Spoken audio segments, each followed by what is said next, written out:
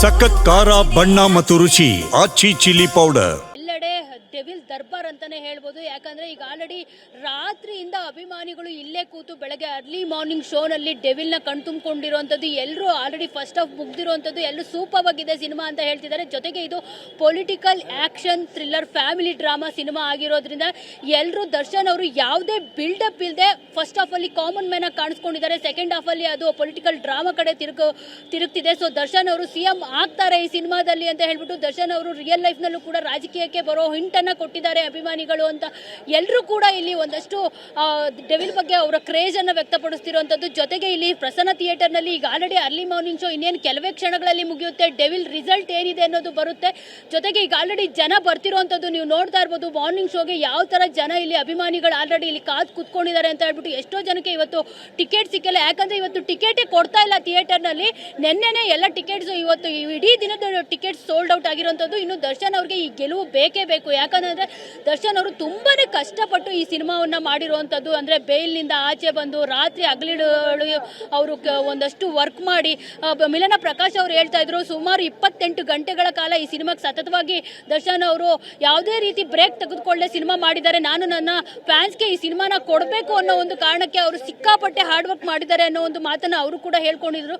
So ಇಲ್ಲೊಬ್ರು ಅಭಿಮಾನಿ ಇದ್ದಾರೆ ದರ್ಶನ್ ಅವರು, ಅಫ್ಕೋರ್ಸ್ ಜೈಲ್ನಲ್ಲಿ ಇದ್ದಾರೆ, ಅದಕ್ಕೆ ಅವ್ರು ಕಣ್ಣೀರು ಹಾಕ್ತಾ ಇರೋವಂಥದ್ದು. ಅವರು ಈ ಸಂದರ್ಭದಲ್ಲಿ ನಮ್ಮ ಒಂದು ಸಂಭ್ರಮವನ್ನ ನೋಡೋದಕ್ಕೆ ಅವ್ರು ಇಲ್ವಲ್ಲ ಅಂತ ಹೇಳ್ಬಿಟ್ಟು ಕಣ್ಣೀರು ಹಾಕ್ತಿದ್ದಾರೆ ಅಭಿಮಾನಿ.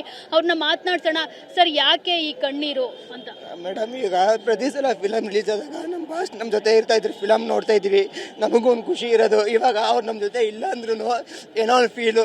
ಯಾವಾಗ ನೋಡಿದ್ರು ಇದೇ ಥರ ಆಗುತ್ತೆ. ಹೋದ ಸಲ ಹಿಂಗಾಯ್ತು, ಇವಾಗ ಹಿಂಗಾಯ್ತು.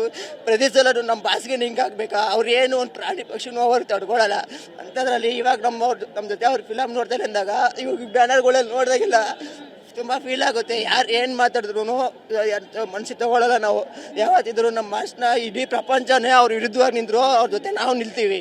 ಅವ್ರನ್ನ ಯಾವುದೇ ಕಾರಣಕ್ಕೂ ಬಿಟ್ಕೊಡೋದಿಲ್ಲ. ಅದಕ್ಕೆ ಮಾತಾಡಕ್ಕೆ ಆಗದೇ ಇಲ್ಲ. ತುಂಬ ಫೀಲಿಂಗ್ಸ್ ಐತೆ ಬಾಸ್ ಮೇಲೆ. ಸಾರಥಿ ಟೈಮಲ್ಲೂ ಇದೇ ತರ ಆಗಿತ್ತು, ಈಗ ಡೆವಿಲ್ಗೂ ಇದೇ ತರ.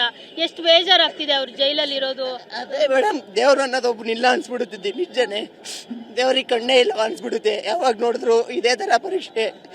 ಯಾವಾಗ ಆದಷ್ಟು ಬೇಗ ಈಚೆ ಬರಲಿ, ನಮ್ಮ ಜೊತೆ ಇರಲಿ ಅಂತಲೇ ನಮ್ಗೆ ಆದಷ್ಟು ಬೇಗ ದೇವ್ರ ಹತ್ರ ಕೇಳ್ಕೊಳ್ತಿದ್ದೀವಿ.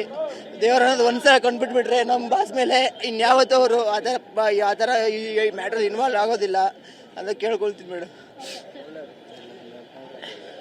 ನೋಡಿ ಮೇಡಮ್,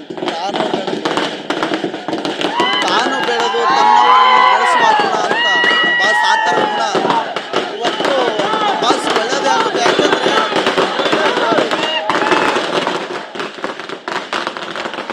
ಅಭಿಮಾನಿಗಳು ಥಿಯೇಟರ್ ಸಂಭ್ರಮವನ್ನ ಮಾಡ್ತಿದ್ದಾರೆ. ನೋಡ್ತಾ ಇರೋದು ಪಟಾಕಿ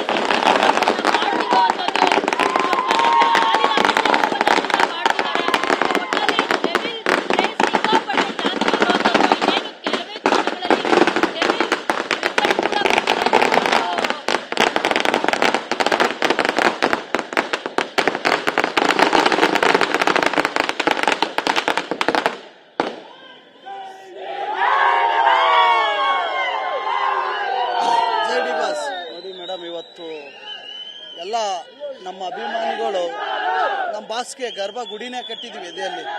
ಇವತ್ತು ನೋಡಿ ಎಷ್ಟೋ ಜನ ಇದ್ದಾರೆ, ಪ್ರತಿಯೊಬ್ಬರು ಮನಸ್ಸಲ್ಲಿ ಶಾಶ್ವತ ಉಳಿದಿದ್ದಾರೆ ನಮ್ಮ ಬಾಸು. ಇವತ್ತು ನಾವು ಅಭಿಮಾನಿಗಳೆಲ್ಲ ನಮ್ಮ ಬಾಸ್ ಗರ್ಭಗುಡಿ ಕಟ್ಕೊಂಡಿದ್ದೀವಿ ಎದೆಯಲ್ಲಿ. ಆ ಥರ ಪೂಜಿಸ್ತೀವಿ ನಾವು. ತಾನು ಬೆಳೆದು ತನ್ನವರನ್ನು ಬೆಳೆಸೋ ಗುಣ ನಾನು ನೋಡಿದ್ದು ಯಾರಲ್ಲ ಅಂದರೆ ನಮ್ಮ ಬಾಸಲ್ಲಿ. ಅಂಥ ಒಳ್ಳೆ ವ್ಯಕ್ತಿ. ಕೆಟ್ಟವ್ರಿಗೆ ತುಂಬ ಒಳ್ಳೆಯದಾಗುತ್ತೆ, ಆದರೆ ಒಳ್ಳೆಯವ್ರಿಗೆ ಕೊನೆಗಾಲದಲ್ಲಿ ಶಾಶ್ವತವಾಗಿ ಒಳ್ಳೆತನ ಕೈ ಹಿಡಿಯುತ್ತೆ. ಬಟ್ ನಮ್ಮ ಬಾಸ್ಗೆ ಒಳ್ಳೆ ಟೈಮ್ ಬಂದೇ ಬರುತ್ತೆ. ಯಾಕೆಂದರೆ ಸಾವಿರಾರು ಜನಕ್ಕೆ ಅನ್ನ ಹಾಕ್ತಂಥ ಕೈ ಅದು. ಇವತ್ತು ಅವ್ರು ನಂಬ್ಕೊಂಡು ಎಷ್ಟೋ ಕುಟುಂಬಗಳು ಬದುಕ್ತಾ ಇದೆ.